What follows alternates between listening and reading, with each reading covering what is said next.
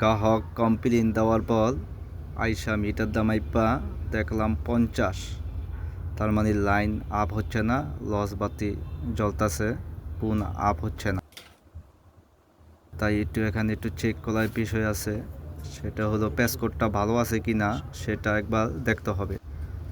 সেটা দেখার জন্য আমরা লেজার মারলাম, দেখি যে সন্দেহ লাগতেছে। হ্যাঁ, ওখানে বাতি জ্বলতেছে, এই কারণে সন্দেহ লাগতেছে। তাই আরেকটি প্যাসকোড লাগিয়ে দেখব যে এই প্যাসকোডটা ঠিক আছে কি না বা কত বিল হয়।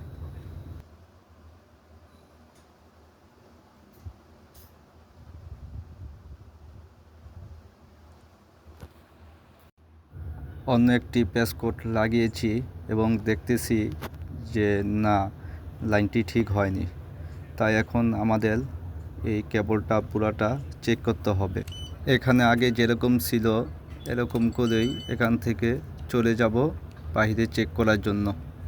আমার সাথে আরেকজন ভাই আছে, তাকে বলা হয়েছে যে আপনি টিজিটা নামাইয়া একটু চেক করেন, দেখি ওখানে কোনো কিছু পাওয়া যায় কি না। তো আমরা এখন বাইরে চলে যাব।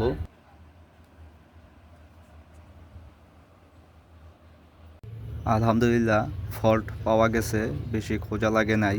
তো এখানে দেখি গতকালকে রাতে আমরা শুনলাম আর কি, গতকালকে রাতে এখানে নাকি কারেন্টের ওই ফায়ার হয়েছে, ট্রান্সমিটার সাথে আছে, এখানেই ট্রান্সমিটার। তো এখানে আইসা যা দেখতে পেলাম যে ট্রান্সমিটারের যে এই 440 রানে অ্যালুমিনিয়াম থাকে, সেই অ্যালুমিনিয়াম গইলা পইলা আমাদের এই ক্ষতিটা হয়েছে। তো কোনো সমস্যা নেই, আমরা এটা রিমুভ করে দিচ্ছি যাতে কাস্টমার যাতে লাইনটা ঠিকঠাক মতো পায়। তো এখন আমরা এটা সুন্দর করে সলভ করে দিচ্ছি নতুন করে।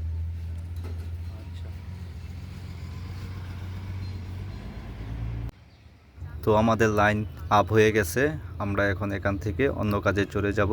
আপনারা আমার ভিডিওতে লাইক, শেয়ার এবং কমেন্ট করে আমাদের সাথে থাকবেন। আরও নতুন নতুন ওয়াইফাই রিলেটেড ভিডিও পেতে আমাদের চ্যানেলটি সাবস্ক্রাইব করে রাখবেন।